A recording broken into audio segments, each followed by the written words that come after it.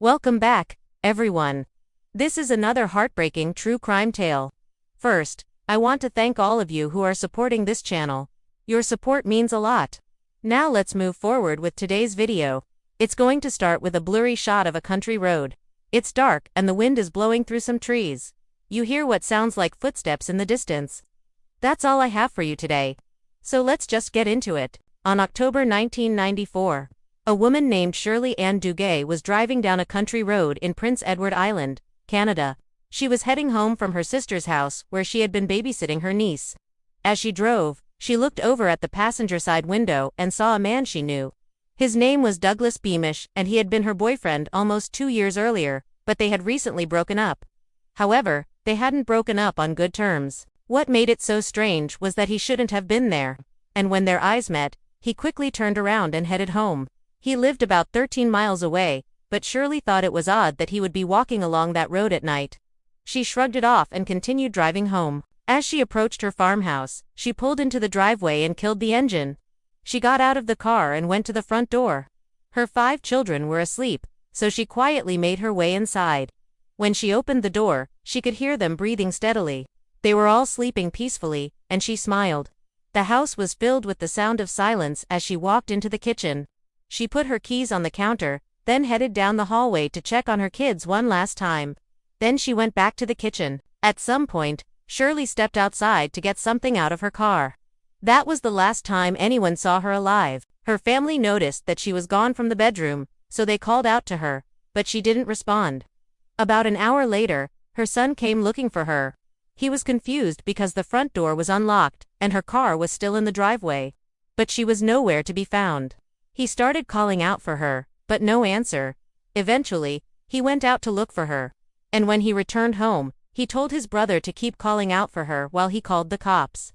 They both waited a long time, but she never returned. When the cops arrived, they noticed that the back door had been left open. Someone had apparently kicked it in. There were also signs that someone had tried to break into the house. However, nothing appeared to be missing.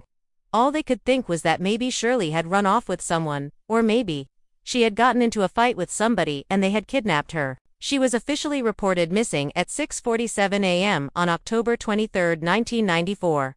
The RCMP officers searched the area, but they didn't find anything.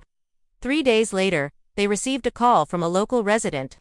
The person said they had seen a man carrying a brown leather jacket on the side of the road. The man had asked them if they wanted it because he didn't need it. The person accepted it, not realizing that it was bloody. They brought it to the cops and a forensics team examined it. They noted that the blood was human, but they couldn't identify whose it was. Then they checked the National DNA Databank. On November 8, 1994, they learned that the blood matched a man named Douglas Beamish, Shirley's ex-boyfriend. Officers went to his farmhouse to question him. While they were talking to him, he mentioned that he had recently purchased a new jacket. Was it possible that the jacket the forensics team had found was his? Of course, they asked him if they could take it from him and examine it, but he adamantly refused. Even after obtaining a search warrant, they were unable to seize the jacket.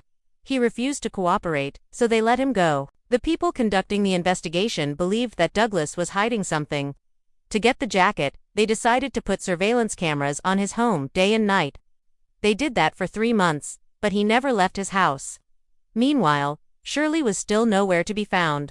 Nobody had any idea what happened to her. On March 15, 1995, Douglas finally allowed the police to come in and search his house. They dusted everything for fingerprints, but they came back negative. There weren't any. However, they did find a few pieces of carpet that appeared to be stained with blood.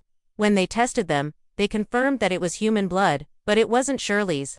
And although they had searched the property thoroughly, they were unable to find her remains. To this day, nobody knows exactly what happened. What we know comes from witness statements and the scant physical evidence that they were able to collect. At first, the cops had been clueless. They didn't know if Shirley had simply left town, or if she had been kidnapped. Without any solid leads, the case grew cold, but in September of 1996, they received a phone call.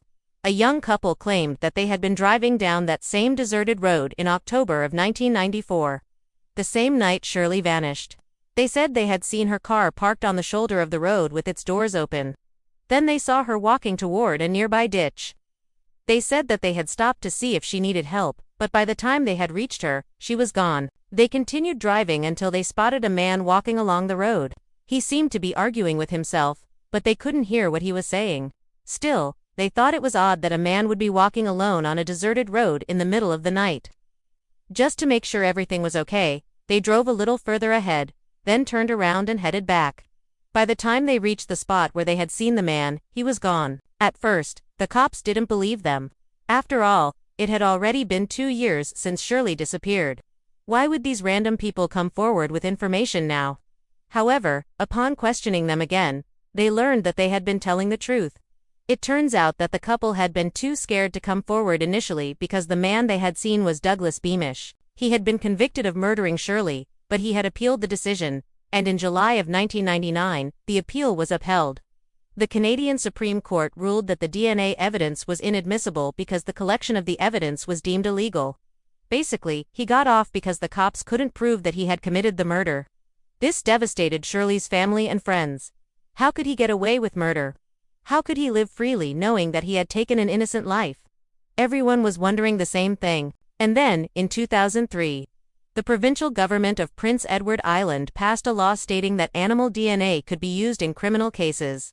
Not only that, but it would be admissible in court. The federal government passed the same law. Finally, the evidence could be used to convict him. On May 5, 2004, Douglas Beamish was charged with second-degree murder, but it was later upgraded to first-degree murder. The trial began on September 13, 2004.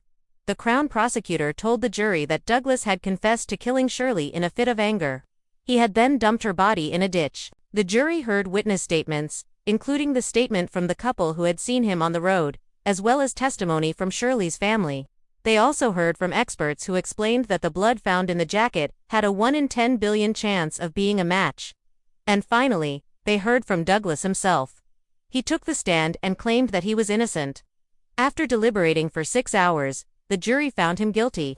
On December 3, 2004, he was sentenced to life in prison with the possibility of parole after 25 years. The case became a landmark in forensic history.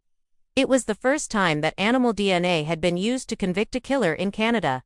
However, it didn't just impact the world of forensics. It impacted the family and friends of Shirley, who had lost a daughter and a mother. It also impacted Douglas's family and friends, who had lost a loved one and a member of their community. Women's shelters across the province reached out to the media, urging women who were trapped in abusive relationships to reach out for help. Shirley had been trapped in an abusive relationship, and although she had left Douglas, he couldn't accept the breakup. The entire province mourned the loss of Shirley Ann Duguay. She had been a bright light in the community. And although she may be gone, her story reminds us that justice can come. It may take a long time, but it will come. That was the true story of Shirley Ann Duguay. Please share your thoughts below. Did you know about this case before watching? I didn't. I only learned about it while researching. It's a fascinating case and it shows how far forensics have come. If you enjoyed this video, please hit the thumbs up button. Thank you. Everyone, have a great day.